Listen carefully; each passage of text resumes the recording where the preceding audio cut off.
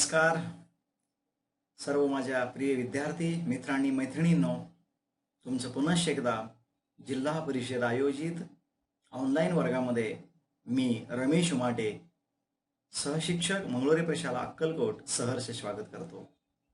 विज्ञान आणि तंत्रज्ञान भाग 1 मधील प्रकरण क्रमांक 5 उष्णता आपण पाहत आहोत। तर मागील एका सेशनमध्ये आपण या प्रकरणातील महत्त्वाचे असे घटक म्हणजेच पाण्याचे असंगत आचरण, दवबिंदू आणि त्याचबरोबर अप्रकट उष्मा असे विविध घटक आपण पाहिलेले आहे। तर या दुसऱ्या सत्रामध्ये, दुसऱ्या सेशनमध्ये आणि या शेवटच्या सेशनमध्ये, कारण की उष्णता हे प्रकरण तुलनेनं लहान आहे पण महत्त्वाचं आहे, तर या शेवटच्या या पार्टमध्ये आपण महत्त्वाचा असा घटक पाहणार आहे। सुरुवात आपण करणार आहोत उष्णतेच्या एककापासून।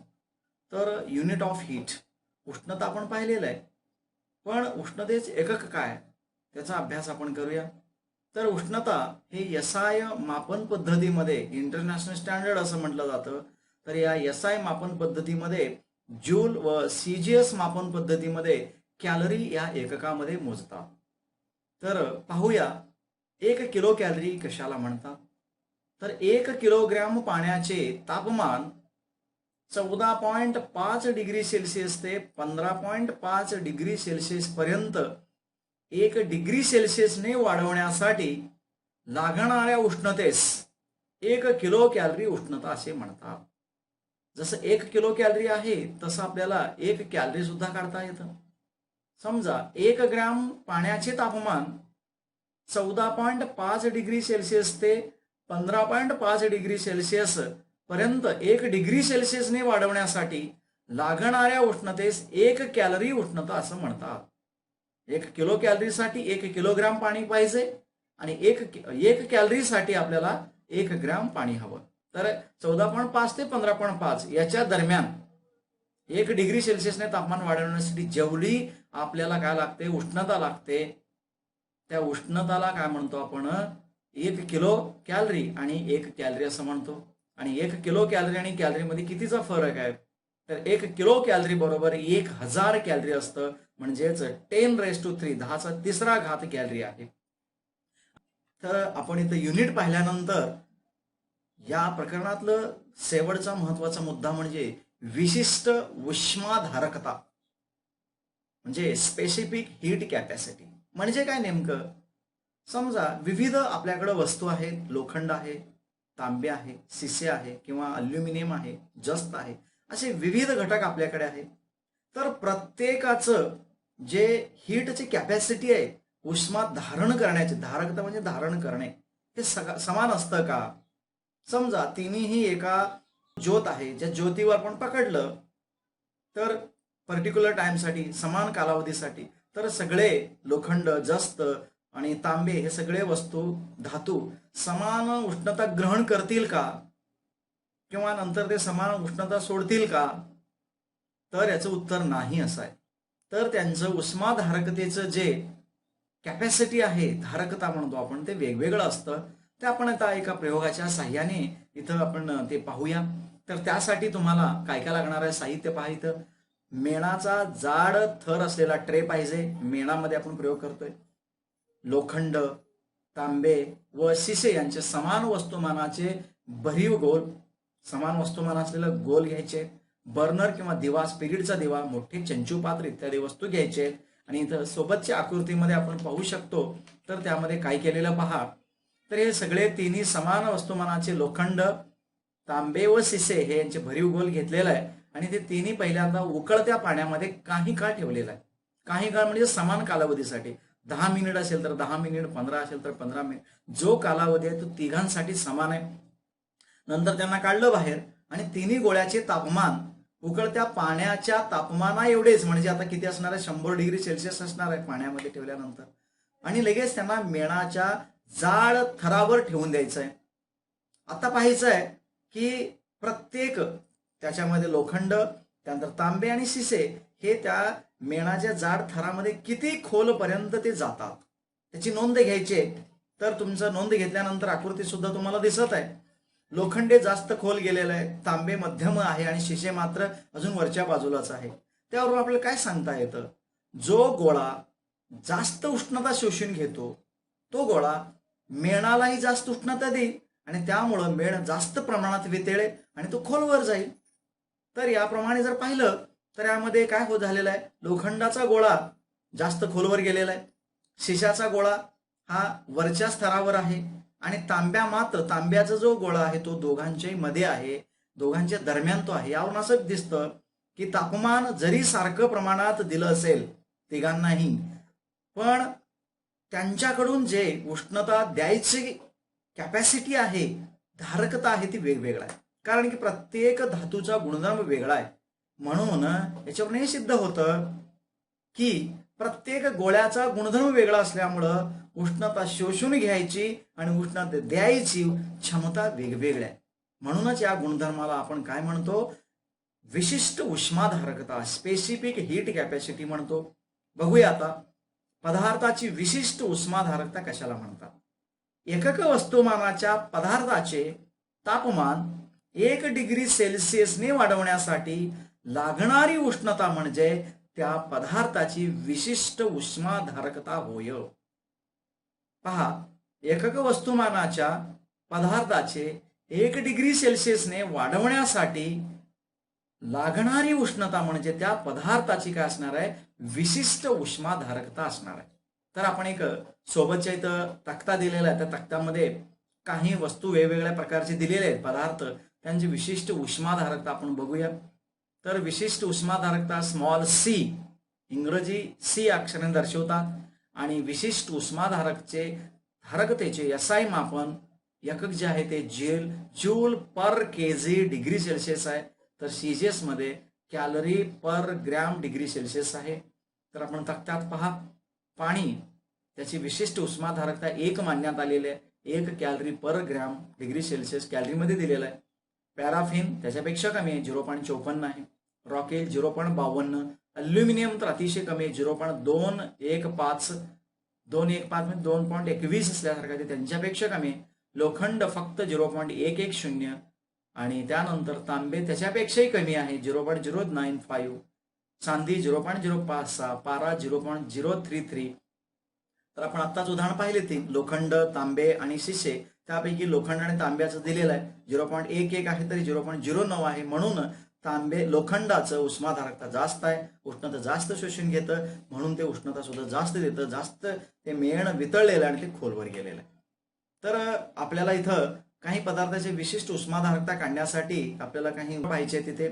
तर त्यामध्ये प्रामुख्याने पदार्थाची विशिष्ट उष्माधारकता C मानतोय, त्यानंतर पदार्थाची वस्तुमान M मानलं तर पदार्थाचे तापमान हे डेल्टा टी म्हणजे तापमानातला फरक डिग्री सेल्सिअसने वाढवल्यास त्या पदार्थाचे शोषून घेतलेली उष्णता पुढील प्रमाणे आपल्याला मिळते. पदार्थाने शोषलेली उष्णता M गुणले C गुणले डेल्टा टी. तर डेल्टा टी हेच काय असणार आहे, तापमानातील वाढ आहे. तापमान जर वाढलं तर त्याचा तो फरक तिथे लिहायचा आहे. तर तसंच हे झालं उष्णता शोषलेली.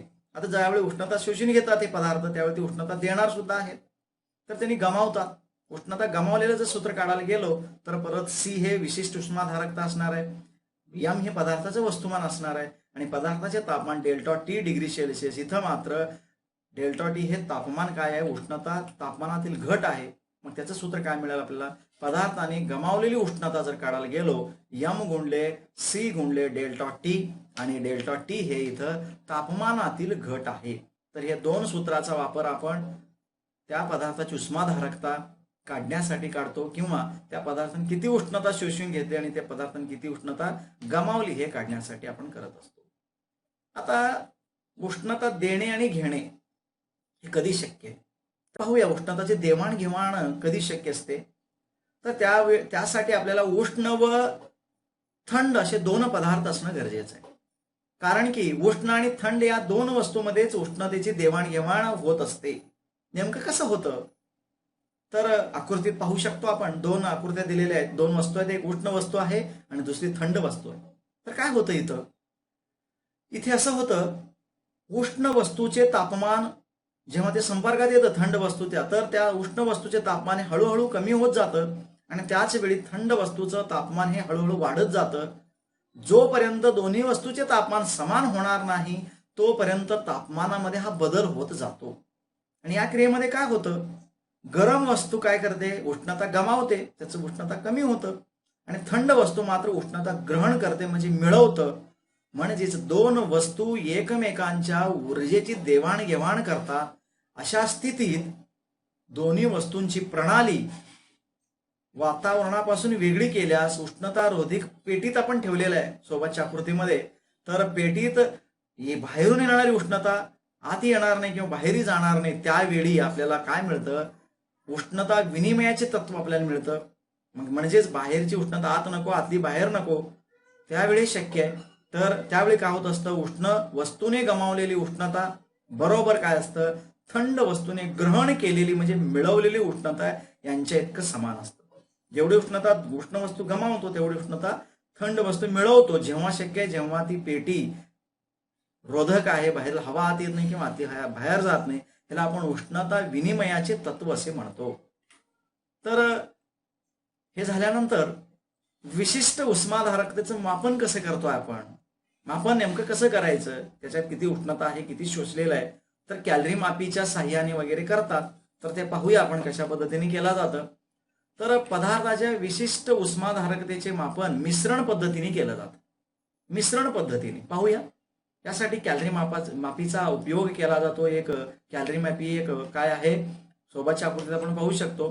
कॅलरी मापी तुम्ही पाहत आहात इथं, त्या उपकरणाचं आपण इथं मागील वर्षी पण आपण पाहिलेलं आहे.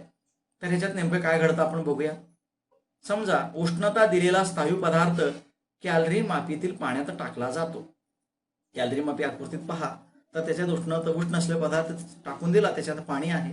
तर त्या उष्ण पदार्थाकडून कॅलरी मापीतील, त्या कॅलरी मापीमध्ये ऑलरेडी पाणी आहे, कॅलरी मापी आहे, यांच्यात उष्णता स्थानांतरणाची प्रक्रिया सुरू होते. म्हणजे ते उष्ण वस्तू म्हणजे उष्णता हळूहळू कमी व्हायला लागतं आणि ते कोणाला मिळतं, पाण्याला मिळतं आणि कॅलरी मापीला मिळतं. जोपर्यंत तिघांचे तापमान समान होणार नाही तोपर्यंत या उष्णतेचे स्थानांतरणाची क्रिया चालू राहील. बघा, उष्ण स्थायूने गमावलेली उष्णता कुणाकुणाला मिळाली, कॅलरी मापीने ग्रहण केलेली उष्णता अधिक कॅलरी मापीतील पाण्याने ग्रहण केलेली उष्णता. ओके, आता त्यानंतर आता स्थायूने गमावलेली उष्णताला आपण क्यू मानलं, बरोबर आहे. स्थायूने गमावलेली उष्णता क्यू मानलं, त्या स्थायूचे वस्तुमान महत्वाचं आहे, गुणिले त्या स्थायूची विशिष्ट उष्माधारकता आणि त्या स्थायूचं तापमानात होणारी घट. समजा त्याचं तापमान तिथं 80 डिग्री सेल्सिअस असेल, ते हळूहळू कमी होत जातं, पाण्याला मिळतं, कॅलरी मापीला मिळतं, म्हणून त्याची उष्णता घट होणार आहे. ते 20 वर 30 वर असं येऊ शकतं, म्हणजे तापमानातील घट आहे. आता त्याच्यात पाण्याला मिळालेलं आहे आणि ते कॅलरी मापीला मिळालेलं आहे, म्हणजेच आता काय होणार आहे, तर पाण्याने ग्रहण केलेली उष्णता, त्याला Q1 मानूया. त्यासाठी पाण्याचं वस्तुमान महत्वाचं आहे, पाण्याची विशिष्ट उष्माधारकता ठरलेलं आहे आणि त्याच्या तापमानातील वाढ हे आपण Q1 मानलं. आणि अजून Q2 आहे, अजून एक तिसरा पदार्थ असेल तर Q3 सुद्धा असणार आहे. तर Q2 काय घ्यायचं आहे, कॅलरी मापीचे वस्तुमान गुणिले कॅलरी मापीची विशिष्ट उष्माधारकता आणि तापमानातील वाढ. अशा रीतीने Q बरोबर तुम्हाला काय मिळणार आहे, Q2 अधिक Q1 हे सूत्र तुम्हाला विशिष्ट उष्माधारकता काढण्यासाठी होणार आहे. इथे अजून एक वस्तू जर असेल Q3 आपण घेऊ शकतो, तीच उष्णता Q3 सुद्धा मिळालेली असेल, म्हणजेच Q बरोबर Q2 अधिक Q1 अधिक Q1 अधिक Q2 अधिक Q3 असं सुद्धा आपल्याला मिळू शकतं. अशा रीतीने आपण विशिष्ट उष्माधारकतेचं मापन मिश्रण पद्धतीने इथं करतोय. तर अशा रीतीने इथे या प्रकरणातील सगळे महत्वाचे मुद्दे इथं संपलेले आहेत. तर या प्रकरणात गणित म्हणजेच याच्यावर आधारित जे गणितीय काही आहेत ते आपण बघणं महत्वाचं आहे. तर आपण काही उदाहरणे पाहूया, कारण की या प्रकरणावर 2 मार्काला किंवा 3 मार्काला हमखास एक उदाहरण तुम्हाला पेपरच्या दृष्टीने येणार आहे. तर त्या संदर्भात आपण काही उदाहरणे इथं पाहतोय. तर त्यातलं पहिलं उदाहरण आपण पाहतोय आता इथं. तर पाहूया. समजा एक 5 kg वस्तुमान असलेल्या पाण्याचे वस्तुमान, 5 kg वस्तुमान आहे त्याच्या पाण्याचं, आणि तापमान आहे 20 डिग्री सेल्सिअस, आणि तिथं त्याचं 100 डिग्री सेल्सिअस पर्यंत वाढवलं तर त्याला किती उष्णता द्यावी लागेल. सरळ साधं उदाहरण आहे. 5 kg घ्यायचं आहे का भांड्यामध्ये, त्याचं तापमान आता 20 डिग्री आहे, त्याला उष्णता द्यायचं आहे जेणेकरून ते 100 डिग्री सेल्सिअस होईल. म्हणजे किती आपल्याला उष्णता द्यावी लागेल. तर आपल्याला आता सूत्र पाहिलेले आहे. तर द्यावी लागणारी उष्णता म्हणजे ग्रहण करणे आणि गमावणे आपण पाहिलेलं आहे. तर मास त्याचं यम 5 kg आहे. त्याचं स्पेसिफिक हीट कॅपॅसिटी विशिष्ट उष्माधारकता त्याचं सी बरोबर 1 फिक्स 1 किलो कॅलरी पर kg डिग्री सेल्सिअस आहे. तापमानातील बदल, आता तापमानातील बदल हे कसं होणार आहे, तापमानात वाढ होणार आहे कारण की त्याला उष्णता मिळणार आहे. म्हणून डेल्टा टी बरोबर 100 वजा 20 80 डिग्री हे वाढलेलं आहे, 80 डिग्री सेल्सिअस. म्हणून आता आपण काढतोय त्याला द्यावी लागणारी उष्णता किती असणार आहे, वस्तुमान गुणिले त्या पाण्याची विशिष्ट उष्माधारकता गुणिले तापमानातील बदल, एम गुणिले सी गुणिले डेल्टा टी. एम ची किंमत 5 आहे गुणिले सी 1 आहे आणि वाढलेला तापमान 80 आहे. सगळ्यांचं गुणाकार केलं 80 गुणिले 5 8 पंचे 40 400 किलो कॅलरी. सो तापमान वाढीसाठी द्यावी लागणारी उष्णता आपल्याला 400 किलो कॅलरी इतकी असणार आहे. आणि हा प्रश्न मागे 1-2 वर्षापूर्वी पेपरला सुद्धा आलेला आहे. तर तुम्हाला इथे अशाच पद्धतीचे 2 मार्काचे प्रश्न, फक्त त्याची किमती वेगळ्या असतील. 20 डिग्रीच्या ऐवजी 30 डिग्री असेल तर इथे थोडाफार बदल होईल.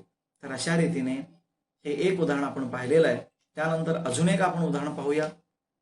समजा 100 ग्रॅम वस्तुमान असलेल्या तांब्याच्या गोळ्याला 100 डिग्री सेल्सिअस पर्यंत उष्णता देऊन 195 ग्रॅम वस्तुमान व 20 डिग्री सेल्सिअस तापमान असलेल्या तांब्याच्या कॅलरी मापीतील पाण्यात सोडला. तर कॅलरी मापीचं आपण आत्ताच पाहिलं सूत्र.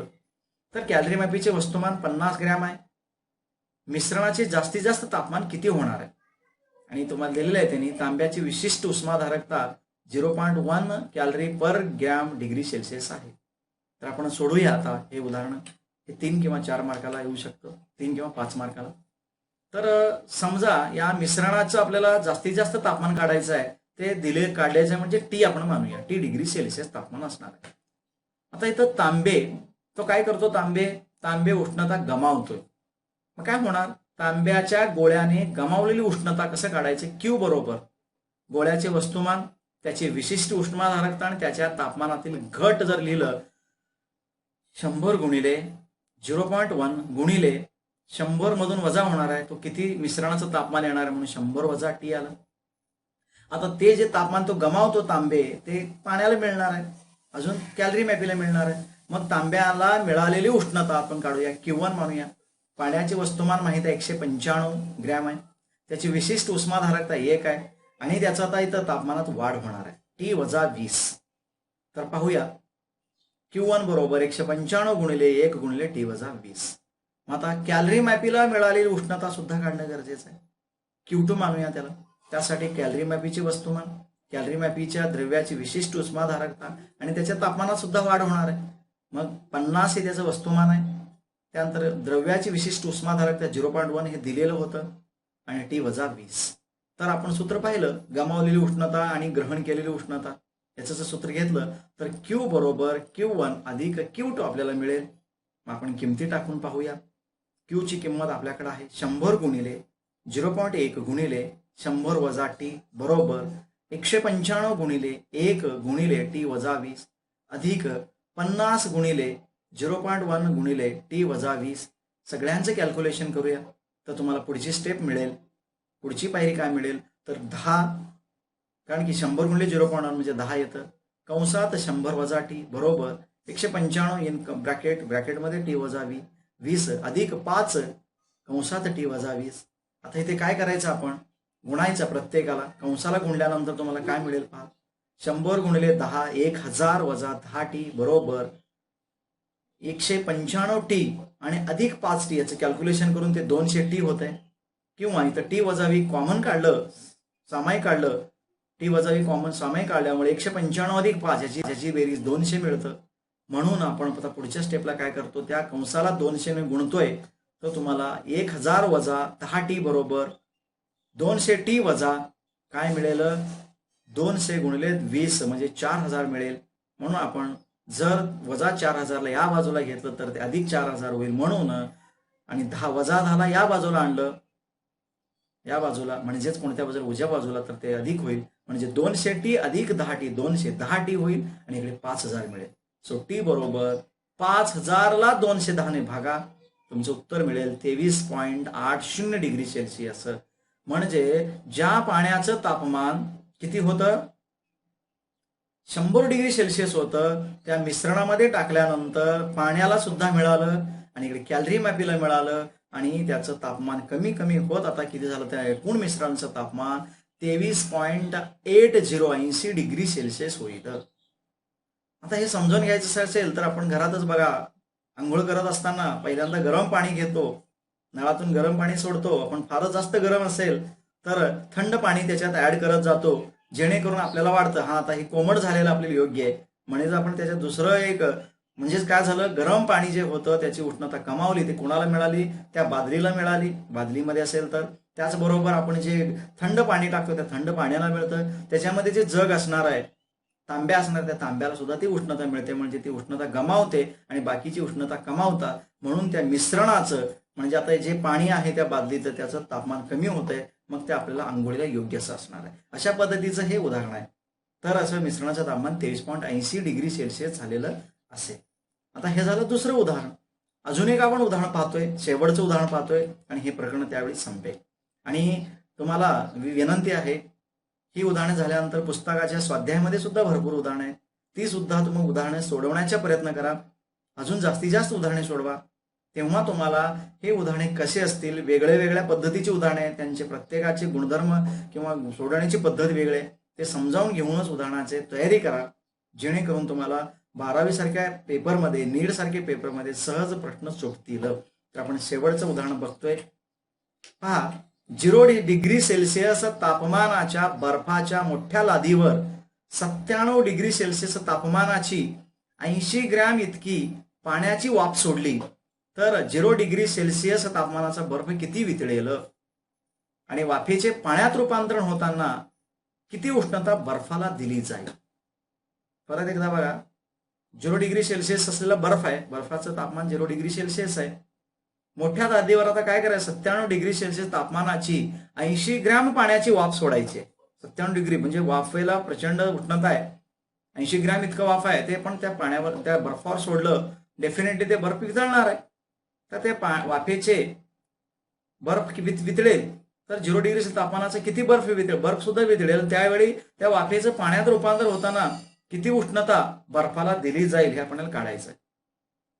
तर त्यासाठी बर्फ वितळण्याचा अप्रकट उष्मा जो आहे तो यल वितळण्याचा दिलेला 80 कॅलरी पर ग्रॅम आणि बाष्पांचा अप्रकट उष्मा पण दिलेला आहे, यल बाष्पांचा म्हणतो त्याला, 540 कॅलरी पर ग्रॅम. हे पेपरला सुद्धा दिलेलं असतं. आता आपण माहिती जी आहे ती दिलेली माहिती बघूया. त्यामध्ये प्रामुख्याने वाफेचं तापमान दिलेलं आहे 97 डिग्री सेल्सिअस आहे, वाफेचे वस्तुमान आहे वाफ एम वाफ 80 ग्रॅम, बर्फाचे तापमान दिलेलं आहे टी बर्फ 0 डिग्री सेल्सिअस. आता पाहूया 97 डिग्री सेल्सिअस तापमानाच्या वाफेचे 97 डिग्री सेल्सिअस तापमानाच्या पाण्यात रूपांतर होताना बाहेर निघालेली उष्णता किती बाहेर येते पहिल्यांदा त्या वाफेतून, तर ते यम गुणले यल याच्याने काढतो आपण त्याचं वस्तुमान आणि त्याचं काय तर अप्रकट उष्मा आहे. तर कुणाचा, बाष्पांचा अप्रकट उष्मा, तर 80 गुणिले 540 हे त्याचं उत्तर मिळणार आहे. आपण गुणाकार करायचं नाही, कारण की पुढे ते कॅन्सलेशन मध्ये ते लागणार आहे, म्हणून आपण गुणाकार न करता त्याला नंबर 1 देऊया. आता त्यानंतर काय झालं, 97 डिग्री सेल्सिअस तापमानाच्या पाण्याचे 0 डिग्री सेल्सिअस तापमानाच्या पाण्यात रूपांतर होण्याची उष्णता. आता रूपांतर होताना यम गुणले सी गुणले डेल्टा टी हे सूत्र वापरायचं. तर यम गुणले वाफेचं काढायचं, डेल्टा टी गुणले सी, तर यम वाफ किती 80 ग्रॅम आहे, तर डेल्टा टी हे कमी होणार आहे त्याचं तापमान 97 वजा 0 आणि त्याचं स्पेसिफिक हीट कॅपॅसिटी पाण्याचं 1 आहे, तर हे तसंच ठेवलं नंबर 2 म्हणून. आता बर्फाला मिळालेली उष्णता किती आहे, तर बर्फाला मिळालेली उष्णता दोनांचं बेरीज आहे. कोणाचं, 97 डिग्री सेल्सिअस तापमानाच्या पाण्याच्या रूपांतर होताना निघणालेली उष्णता आणि 97 डिग्री सेल्सिअस पाण्याचे 0 डिग्री सेल्सिअस तापमानाच्या पाण्यात रूपांतर होताना उष्णता. तर या दोघांची बेरीज करूया आपण, समीकरण 1 आणि 2. तर बर्फाला किती उष्णता मिळाली हे दिसेल. तर बर्फाला मिळालेली उष्णता बरोबर 80 गुणिले 540 अधिक 97 वजा 0 गुणिले 80 गुणिले 1. तर ह्याचं कॅल्क्युलेशन करूया. तर दोघांमधून 80 जर सामाय काढलं तर 540 अधिक इकडे फक्त 97 राहतं, कारण 97 वजा 0 97 गुणिले 1 97, म्हणून 80 कंसामध्ये 540 अधिक 97, 80 गुणिले यांची बेरीज करूया, 540 अधिक 97 उत्तर येते 637, 80 गुणिले 637 तर उत्तर तुमचं मिळणार आहे 50,960 कॅलरी. तर बर्फाला उष्णता एकूण किती मिळाली तर 50,960 कॅलरी इतकी उष्णता तिथं आपल्याला बर्फाला मिळालेली आहे.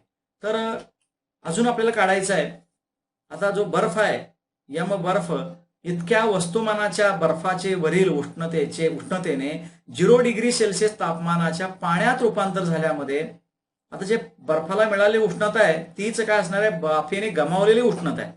बर्फाला जे मिळाले ते कोणा वाफेकडून मिळालेले. मग आपल्याला माहित आहे यम गुणिले 80 बर्फाला मिळालेली उष्णता यम बर्फ गुणिले 80 किती बर्फ वितळतोय ते आपल्याला पाहायचं आहे. तर यम गुणिले 80 बरोबर 80 गुणिले 637, 80 कॅन्सल झाले तर यम बर्फ बरोबर 637 ग्रॅम. म्हणजे इथं लक्षात आलं असेल 0 डिग्री सेल्सिअस तापमानाचा जो बर्फ आहे 0 डिग्री सेल्सिअसचा आहे, किती बर्फ आहे तो 637 ग्रॅम बर्फ वितळेल. 637 ग्रॅम बर्फ वितळेल आणि वाफ जी आहे त्या वाफेचं रूपांतर किती होईल 50,960 कॅलरी उष्णता बर्फाला दिलीच आहे. म्हणजे 50,960 कॅलरी उष्णता कुणाला मिळाली, त्या 0 डिग्री सेल्सिअस तापमान असलेल्या बर्फाला मिळाली. त्यामुळे 637 ग्रॅम बर्फाचं रूपांतर कशात झालं, पाण्यात झालं. म्हणजे ते काय झालं, वितळलं गेलं. अशा रीतीने हे तुम्हाला सोडवायचं आहे. तर अजून असे भरपूर उदाहरणे या स्वाध्यायामध्ये आहेत, पुस्तकात आहेत, इतर ठिकाणी तुम्हाला मिळतील. त्यांचा सराव करा. सरावाशिवाय काही शक्य नाही. लक्षात घ्या मित्रांनो, प्रॅक्टिस मेक्स मॅन्स परफेक्ट म्हणलेलं आहे. हीच गणित परत परत सोडवा, अजून स्वाध्यायामध्ये सुद्धा सोडवा, तेव्हा तुम्हाला त्याचं व्यवस्थित काय होईल, मनन होईल, चिंतन होईल आणि तुम्हाला परीक्षेत सहज तुम्ही सोडू शकाल. तर अशा रीतीने आपण उष्णता हे प्रकरण इथे संपवतो. मला खात्री आहे तुम्हाला हे प्रकरण मधील दोन्ही व्हिडिओ तुम्हाला आवडले असतील. तर नक्कीच त्याचा आनंद घ्या, अभ्यास करा आणि यशस्वी व्हा. या व्हिडिओ बनवण्याच्या कामी ज्यांचं मला मुलाचं सहकार्य भेटलं त्या सगळ्यांचं मी ऋण व्यक्त करतो इथे आणि आभार व्यक्त करून थांबतो. धन्यवाद.